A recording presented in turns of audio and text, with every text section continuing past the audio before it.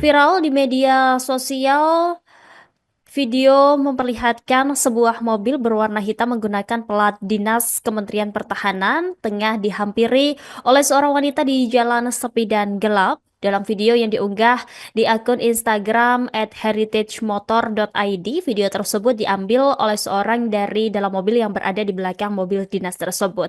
Adapun narasi yang dibuat dalam video itu yakni seorang di dalam mobil itu tengah menyewa seorang pekerja seks komersial atau PSK. Terkait itu, Kementerian Pertahanan telah merespon dan saat ini tengah menelusuri apakah video yang viral di media sosial ini benar adanya atau memang hoaks.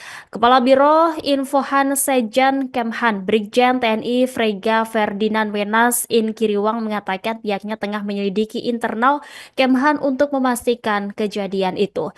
Dia pun meminta agar masyarakat tidak terburu-buru untuk mengambil ataupun menarik kesimpulan dan untuk mengecek kebenarannya. Frega juga meminta agar masyarakat tidak menyebarkan konten-konten yang belum terverifikasi dan mempercayakan proses klarifikasi kepada pihak berwenang. Menurutnya, Kemhan juga menjunjung tinggi nilai-nilai disiplin, kehormatan, dan integritas.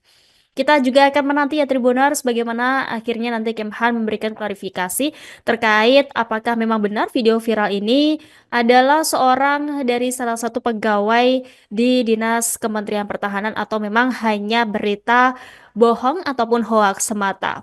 Download Tribun X sekarang, menghadirkan lokal menjadi Indonesia.